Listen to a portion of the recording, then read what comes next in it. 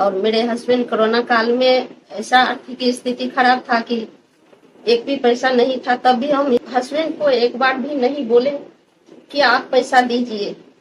मुझे जो सैलरी मिलती थी, छोटा सा रकम मिलता था, उसमें मैं तीनों बच्चा को पढ़ा लिखा रही हूँ।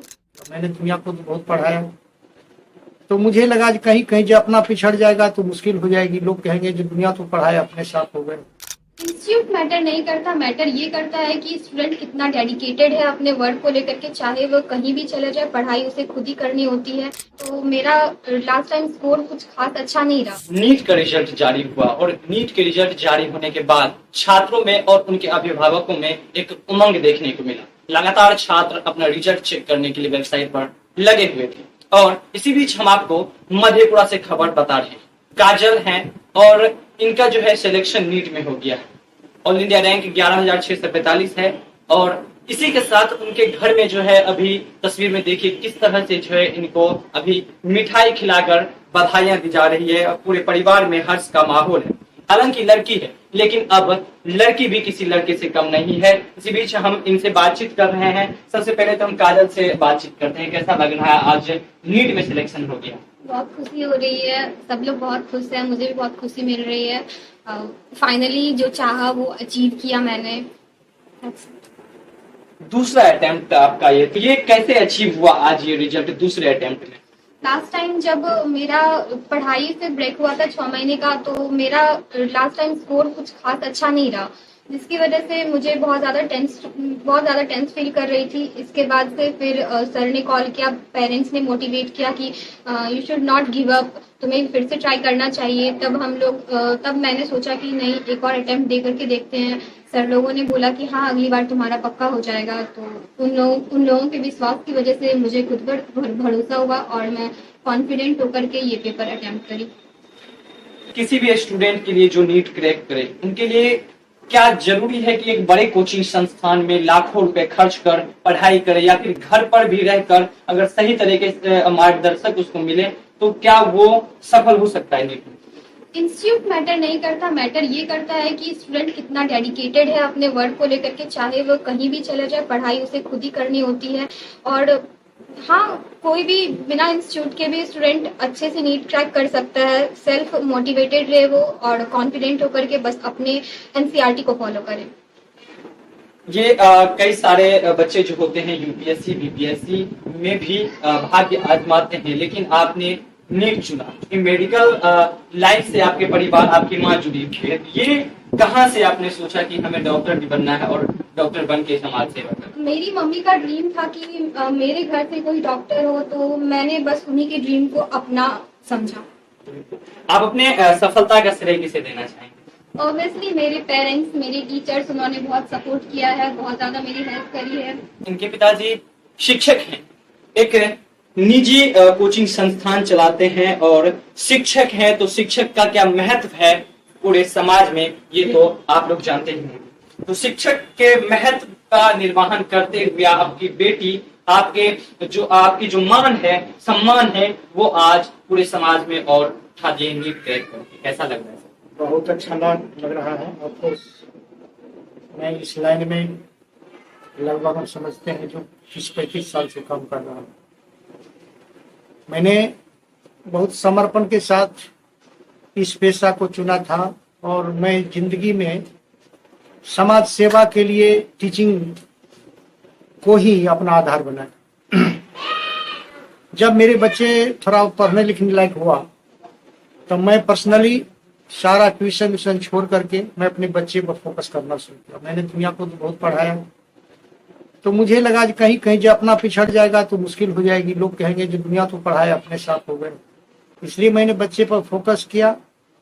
लोग कहते थे आप काहे घर पर बैठे हैं, ट्यूशन कीजिए, इधर उधर कीजिए, लेकिन मैंने कहा नहीं, पहले टॉप प्रायोरिटी में बच्चे को दूंगा। और खास करके काजल के साथ बहुत बेदबी मैंने किया, मारा पीटा, उसको बहुत पनिश किया गया।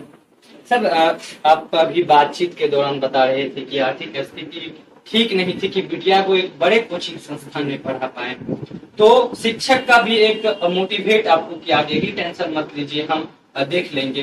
तो ये आर्थिक स्थिति तंगी के बावजूद भी आपकी बेटी आपका जो आज सम्मान है वो इतना ऊंचा कर दिए कि आप समाज में कहीं ना कहीं आपको अब ये लोग कह सकते हैं कि फलाना डॉक्टर की पापा है। सो कैसा लगेगा? जी बहुत अच्छा लगेगा। और हम समझते हैं हमसे छोटे भाई हैं, जब उनसे बात होती थी कभी कभी कोने के मामले में, जो हम के लिए बच्चे को पढ़ाएंगे कैसे, तो वो बोलते थे प्रोफेसर हैं, वो कहते थे भैया चिंता नहीं करना है, जो बच्चे पढ़ने वाले हैं उनको दुनिया कोई नहीं रोक सकता।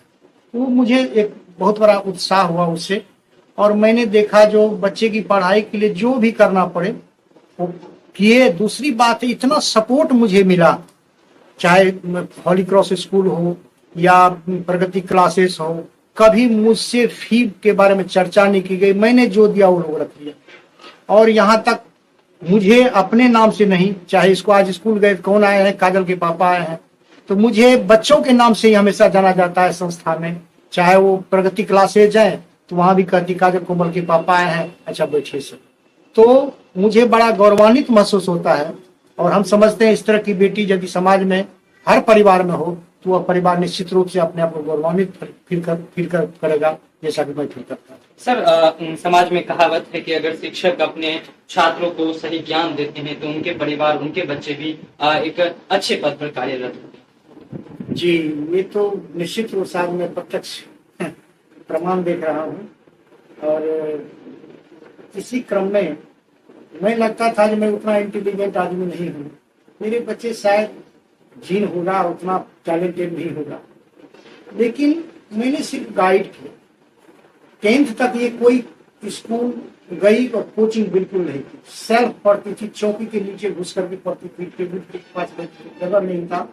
लेकिन हम इन लोगों की पढ़ाई की दाद देते हैं, मेहनत की दाद देते हैं। मैंने कहा बेटा ऑनेस्टली काम करो और सफलता के लिए चिंता नहीं करना, सफलता देख लेंगे और आज न कल मिलेगी, ईश्वर हमारे साथ है।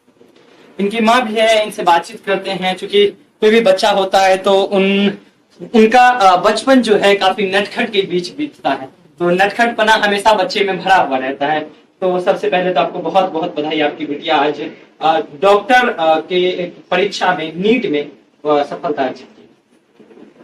सफलता अर्जित की है।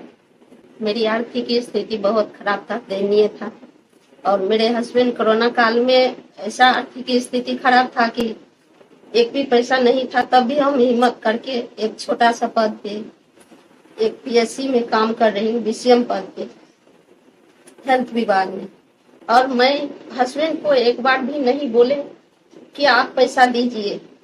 मुझे जो सैलरी मिलती थी, छोटा सा रकम मिलता था, उसमें मैं तीनों बच्चा को पढ़ा लिखा रही हूँ।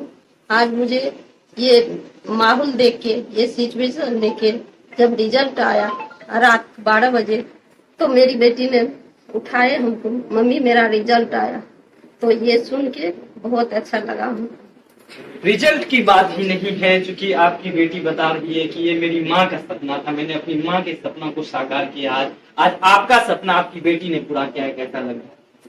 सपना साकार लगा, बहुत अच्छा लगा सुन के कि मेरी बेटी का भी मतलब 3 बच्चे हैं, 3 बच्चे में इनका सपना था कि मैं डॉक्टर, और मुझे 100% मेरा हेल्प रहा है इसमें। और दूसरी बच्चा है कि वो क्लेट की भी तैयारी कर रही है, जज की। और तीसरा बच्चा है कि वो कह रहा है कि मैं डीएम बनूंगा। मम्मी तुम गाड़ी उड़ी का चिंता नहीं करो और दीदी के बारे में सोचो। मैडम, क्योंकि बचपन में सभी बच्चे नटखट होते थे, बचपन से इनका स्वभाव कैसा? बचपन से ये बहुत सीधी सादी है, बहुत सिंपल है। जो डॉक्टर का लक्षण होता है वो सारी चीज इसमें है। इनके पिताजी कह रहे हैं कि मैं बताता हूँ कि इनका लक्षण जो है बचपन में कैसा था, वो भी जान लेते हैं। कैसा इनका बचपन से स्वभाव था? बचपन से इसका स्वभाव सब दिन इसमें एक एलुफनेस रहा, एक ऐसी विशेषता रही है।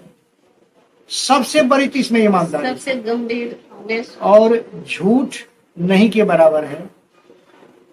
एक बार हम इसको चौक पर ले गए, बहुत बच्ची थी, छोटी थी, ये हल्ला करने लगी चॉकलेट लेंगे चॉकलेट। हमने दो थप्पड़ मारा, दुकान वाला हम सोचे पैसा है नहीं देगा। तो रोते हुए मम्मी के पास आई, तो मम्मी बोली क्या हुआ बेटा, काहे रो रही? नहीं मम्मी नहीं, वैसे रो रहे। हम बोलना तो पापा मारो, कल की नहीं बात नहीं बोले। तो हमको उस दिन से लगा जो बिल्कुल छोटी थी, डगाडग भरती थी, और उस समय इसको ज्ञान था जो कोई रिएक्शन परिवार में नहीं हुए, इस बात का कर करती थी। तो निश्चित रूप से इसमें सबकी सहनशीलता और सबको साथ लेने की क्षमता सबसे। काजल जो आज नीट की परीक्षा में सफलता अर्जित की, उनके परिवार से हम अभी बातचीत कर रहे थे। आपने जाना कि किस तरह से इनका संघर्ष रहा, कैसे पढ़ाई की। हालांकि आप इस वीडियो के बारे में क्या सोचते हैं, कमेंट बॉक्स में अपनी राय जरूर दीजिए। बहरहाल मंदिर को दीजिए इजाजत और देखते रहिए मंदिर संचार।